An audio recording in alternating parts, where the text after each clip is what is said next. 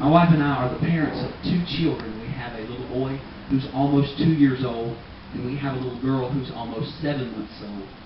And in January, we took both of our children to the pediatric doctor to be diagnosed with what we thought was a common cold. And we were not familiar with a lot of viruses and things that go around in small children because we're young parents.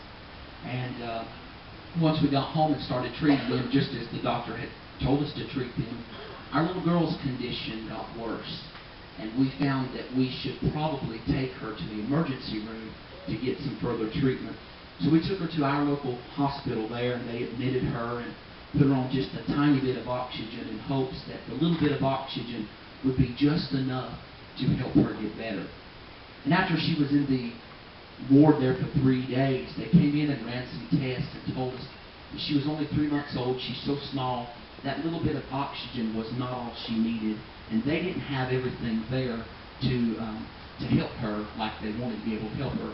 So they transported her to the children's hospital, and they put her on a ventilator. Because she was on a ventilator, she couldn't bottle feed, so she had to be on a feeding tube. So we really didn't understand all this. We're full-time in the ministry and had to cancel some appointments, and we began to wonder where God was because we were in an unexpected storm, something that we hadn't planned for.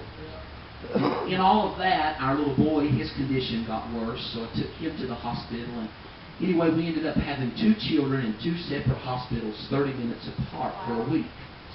One was on a ventilator and a feeding tube. The other was on oxygen.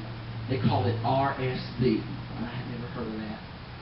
But I began to pray one day and ask God to send me some reassurance. Just let me know that even though I didn't know what was going on, He was still in control. And I had a preacher call me, and he said, you know, y'all go around and sing and you try to encourage people. Let me encourage you today.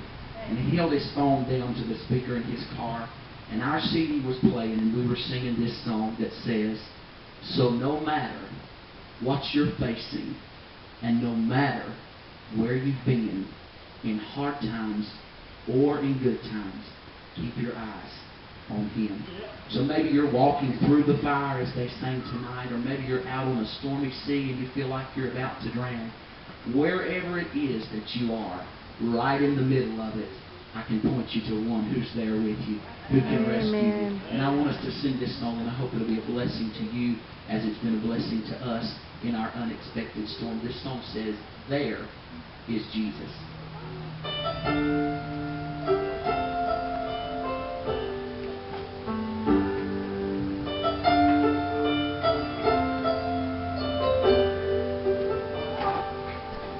It had been 3 days.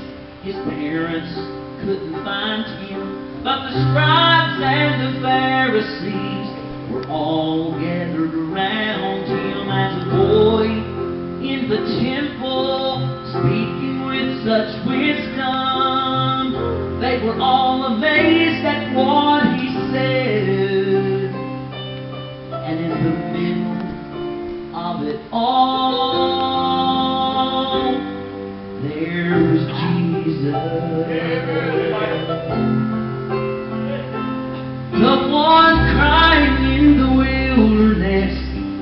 John the Baptizer spoke of one who wants to come, baptize